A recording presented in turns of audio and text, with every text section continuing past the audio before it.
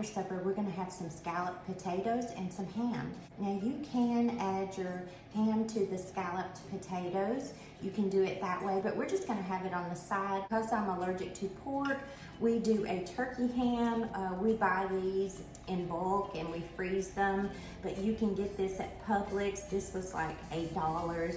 And this will last my husband and I 2 meals. We're gonna have that on the side. And I'm gonna make some scalloped potatoes. So let's go ahead and get started. I'm going to cut this recipe in half. So I'm gonna use an 8x8 baking dish. And if you want to double this recipe and do a 9x13, you can do that, or you can just follow along with me. So the first thing we're going to do is preheat that oven to 350 degrees. I went ahead and sprayed down my 8x8 baking dish so that I'll have that ready. And I like to make my roux first, then I do my potatoes.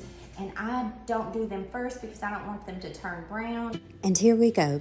Turn your stovetop eye on to medium and you'll need 2 tablespoons of butter.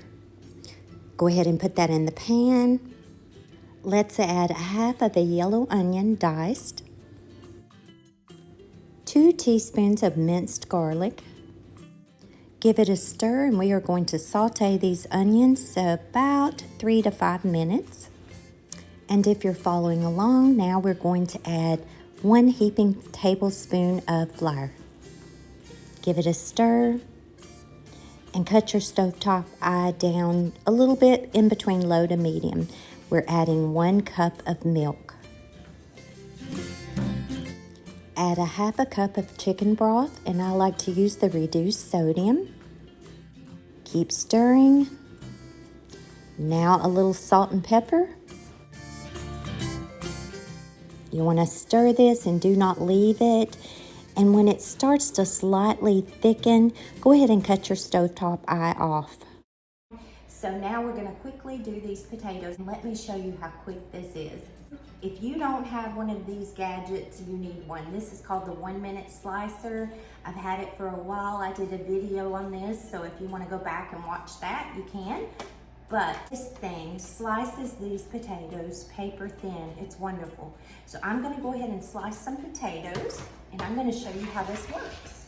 I've got 4 potatoes here that I washed. You can cut the skin off if you want to, but I really like it because there's a lot of nutrition in those skins and they taste good. And what we're gonna do is just grab that potato and start slicing. Now I will say this thing is very, very sharp. I cut myself first thing on this, and that's no fun. So make sure you keep the guard on it and be careful when you're washing it if you buy one of these. This is so easy. And then when your potato gets really small, it comes with a little attachment you can just attach to the top and just keep slicing it. And believe it or not, 1 potato makes a lot of thin slices, so you don't use as many potatoes. And we're gonna slice another one. Okay, so I've only sliced 2 small potatoes, and I'm hoping that'll be enough, but if it's not, we'll slice another one. But let's go ahead and put this together. I created my first layer, and you can see my potatoes are already trying to turn brown on me. Now I like to add a little cheese to mine, so I'm gonna go ahead and do a layer of cheese. And I use real cheese, and I just use the slices. And now we're gonna get our roux and pour some in here. Okay, so our roux is still good and hot, and I'm just gonna pour half of this roux on top.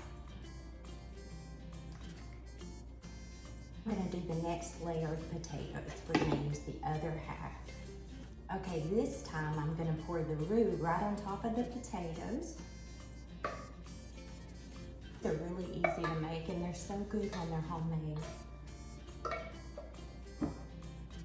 Now I'm gonna put another layer of cheese.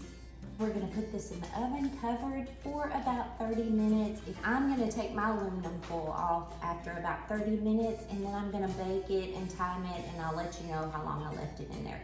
But I'm gonna put this in the oven, and I'll be back.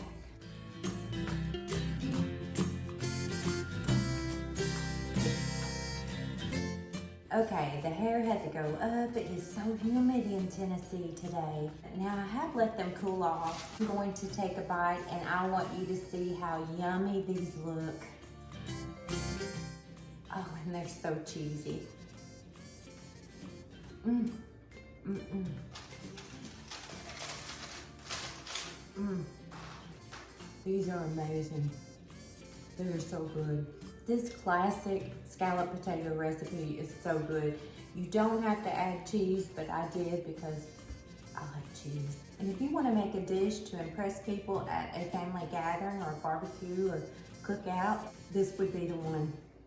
These are so good.